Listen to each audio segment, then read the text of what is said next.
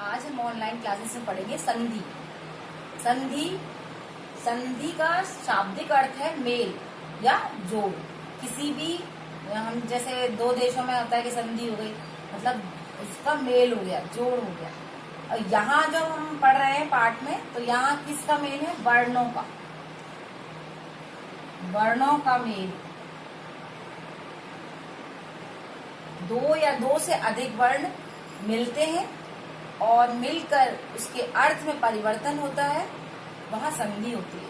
तो संधि का जो परिभाषा है वह है दो या दो से अधिक वर्णों का मेल हो और उससे होने वाला जो परिवर्तन है वह संधि कहलाता है। वैसे अ प्लस अ बराबर आ प्लस अ बराबर आ। तो यहाँ जो वर्ण मिल रहे हैं इसका मतलब है विद्या प्लस अर्थी। विद्या को ग्रहण करने वाला, विद्या का को जानने वाला। यहाँ आ है, यहाँ आ हो जाएगा। विद्यार्थी, ये आ जो ध्वनि है वो इसमें मात्रा के साथ में बड़ी दीर्घ हो जाएगी, तो आ विद्यार्थी।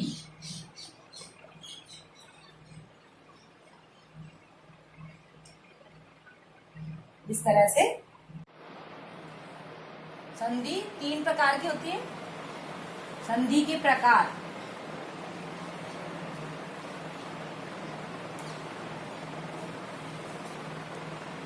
या संधि के भेद, संधि के प्रकार। संधि कितने रूप में है? तो संधि के तीन है, तीन प्रकार हैं।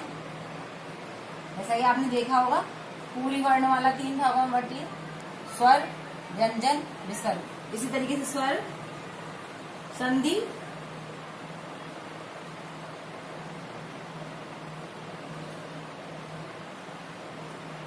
व्यंजन संधि,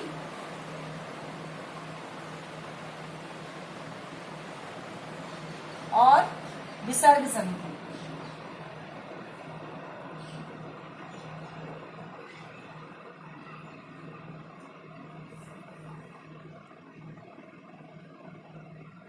स्वर संधि में जो होता है स्वर से स्वर का मेल, स्वर प्लस स्वर।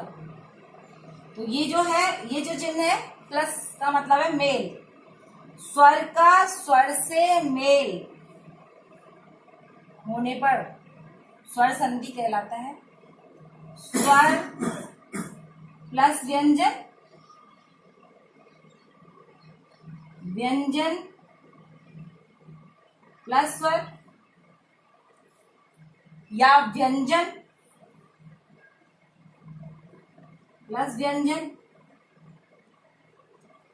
तो जहां कहीं भी एक बार व्यंजन आ गया, कहीं भी, वहां व्यंजन संधि है। स्वर का व्यंजन से मेल, या व्यंजन का स्वर से मेल, या व्यंजन का व्यंजन से मेल व्यंजन संधि कहलाता है।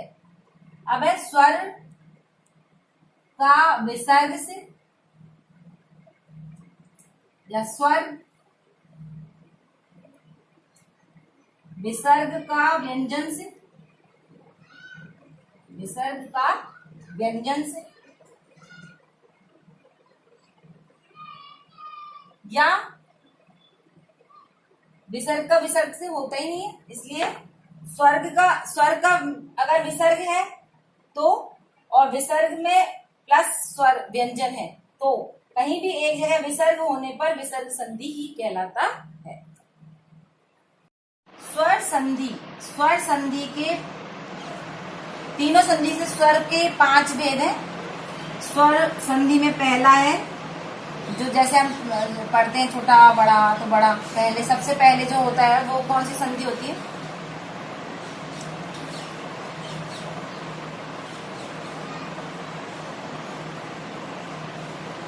दीर्घ मीन्स होता है बड़ा।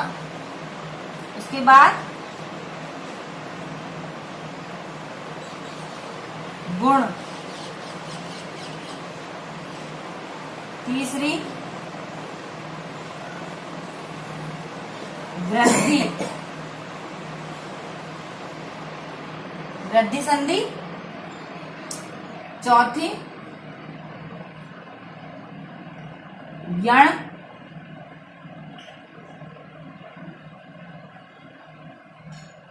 पांचवी आयादि संधि।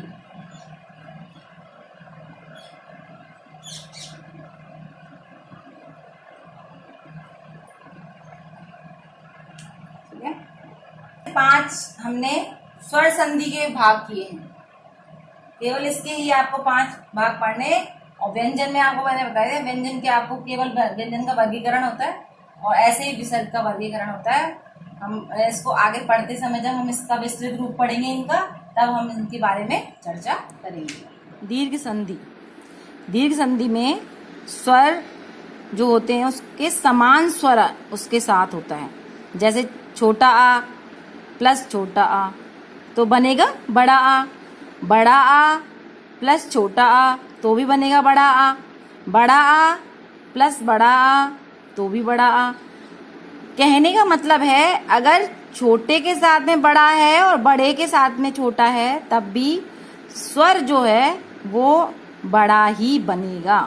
समान स्वर, छोटी ई बड़ी ई समान स्वर है तो बड़ी ई ही बनेगी। बनेगा क्यों? दीर्घ। मैंने बताया ना आपको, बड़ा यानी छोटे से छोटा जुड़े या छोटे से बड़ा जुड़े, अंत में बनेगा बड़ा। अर्थात इसमें हमारा होता है अ ई उ, 3 उसमें हमने माने। छोटा जो होता है वो स्वर हम 3 मानते हैं, छोटा आ, छोटी ई और छोटा ऊ। इसलिए उससे साथ में चाहे बड़ा ऊ जुड़े चाहे बड़ी ई, लेकिन समान स्वर होना चाहिए। ई के साथ ई, ऊ के साथ ऊ और बनेगा बड़ा। जैसे धर्म प्लस अर्थ, धर्मार्थ। धर्म प्लस आत्मा, तो धर्म में क्या है? अ और आ जुड़ा है तो धर्मात्मा। ऐसे ही दीक्षा और उसमें जुड़ा है अंत, तो आ और अ तो जुड़ा है आ बन गया दीक्षांत। ऐसे ही महा आनंद, आ और आ जुड़ने पर बना महानंद।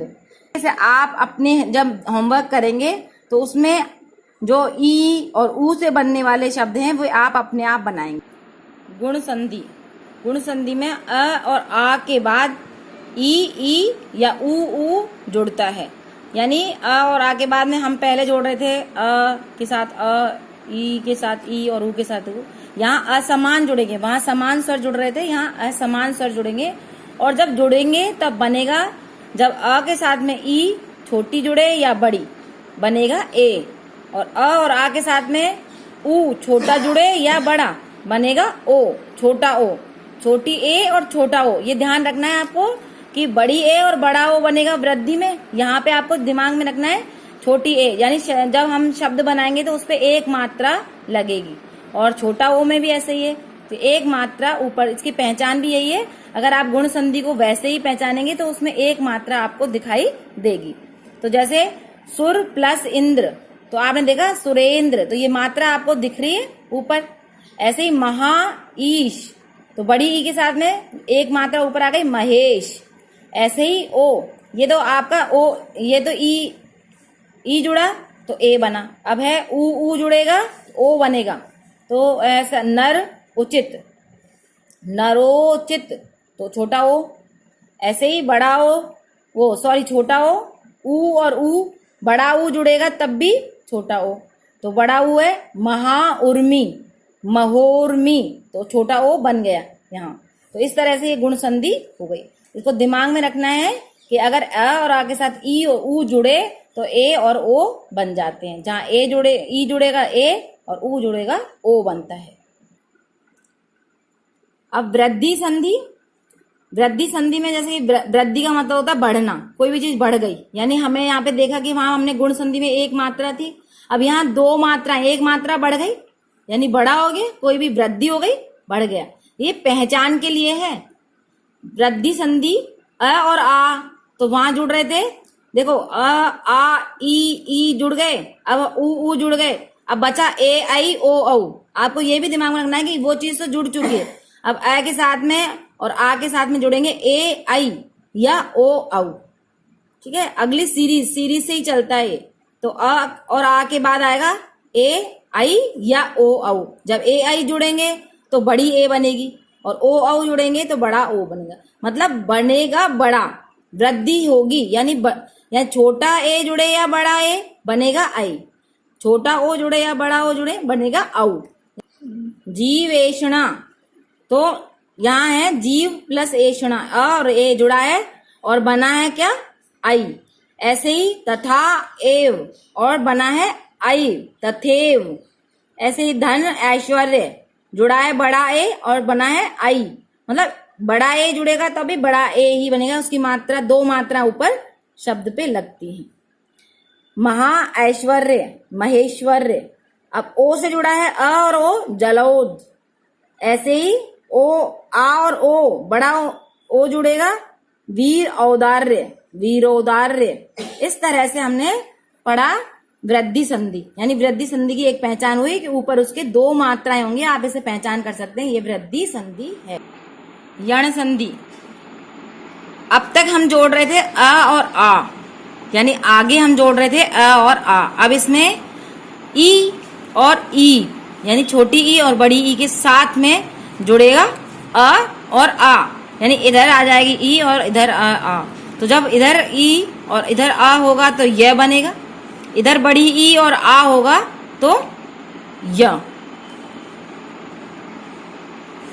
या, यानी ये जो आप ये मात्रा है इसके साथ में जुड़ेगी। इस तरीके से ई और ऊ, यू बनेगा ऊ के साथ, ई और अ के साथ में य, ई और ए के साथ में ये, बड़ी ई बड़े ए यई। इस तरह से देखिए। अब आप उदाहरण देवी आलय देव्यालय, यानी देव्य य वर्ण बना। इस तरीके से नी ऊन, बड़ा ऊ जुड़ने पर न्यून या पे बड़े ऊ की मात्रा, क्योंकि इस पे बड़ा ऊ है यहाँ इसलिए। देवी अर्पण देव्यर्पण, तो यहाँ पे आधा व और ये जो ध्वनि है वो या में परिवर्तित हो गई, ये आधा हो जाएगा क्योंकि इसमें से बड़ी ई हट जाएगी तो ये हलंत हो जाएगा इस पे आधा, और ये देव्य अर्पण। इसी तरीके से बड़ी ई के साथ में आई जुड़ने पर देव्यैश्वर्य, यहाँ पे बड़ी ई हटेगी आधा व और ऐश्वर्य, इस पे दो मात्रा या पे। बड़ा ऊ और आ वधु आगमन वध्वागमन, ये मात्रा यहाँ से हटेगी और आधा द और वा के साथ इसका जोड़ होगा। ये जो आ है ये मात्रा में यहाँ तब्दील हो गया, बदल गया। ऊ और ए वे अनुएषण अन्वेषण, आधा न और जो ये इसका है आधा न के साथ व बनेगा और एक ही मात्रा, तो ये हो गया अन्वेषण। ये आपको नोट्स आपको पीडीएफ में पहुंच जाएंगे।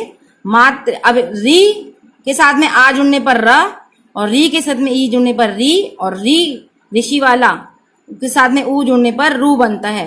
मात्र आलय मात्रालय त्र र त्रि मात्र इच्छा, तो मात्र ये छोटी में जैसे ये री है इस पे देखो छोटी और र साथ में है इसमें जुड़े हुए। इस तरीके से री के साथ में ऊ है रू मात्र उपदेश, तो ये रू है मातृ रू बोल रहा है ना यहाँ मातृ उपदेश उच्चारण। अयादि संधि, यहाँ हमने जोड़ा था आ ई ऊ हो गया। अब है ए आई के साथ में जुड़ेगा, ए हो छोटी ए और बड़ी ए के साथ में अ या आ या ई और ई बड़ी ई के साथ में जुड़ने पर जब ए जब छोटे हैं तो आय और कोई भी एक मात्रा है तो आय। जैसे ए देखो आई आय, यानी एक मात्रा है तो वहां यहाँ हम एक मात्रा बढ़ा देंगे, एक भी मात्रा नहीं है छोटी ए छोटा अय। इसी तरीके से ओ है, ओ के साथ में अ है तो अव, और औ के साथ में अ है तो आव, यानी एक मात्रा यहाँ बढ़ेगी। तो ऐसे ही जैसे एक मात्रा यहाँ थी तो हमने यहाँ कोई मात्रा नहीं लगाई, एक मात्रा बढ़ी तो हमने एक मात्रा यहाँ बढ़ा दी, तो यहाँ बनेगा अ और औ और अ का अव आव, ओ और अ का अव। इस तरह से इसकी ध्वनि चलती है। अब देखिए ने अन नयन, आई गई अन गायन, तो यहाँ मात्रा आ की मात्रा देखिए इस तरीके से, बड़ी ए और ई गायिका। ऐसे ही ओ पोवन, तो इसमें क्या हुआ ये ओ हटेगा पवन, आव की ध्वनि आ रही है इसमें। इसमें भी पोइत्र, पव अव की ध्वनि है पवित्र। इस तरीके से पो अक आव, पावक आव की ध्वनि, यानी ये जो आव की ध्वनि है ये यहाँ बोल रही है। नाविक आव, है ना। इस तरीके से ये आपकी अयादि संधि पूर्ण हुई। स्वर संधि के 5 भेद आपके पूर्ण हो चुके हैं।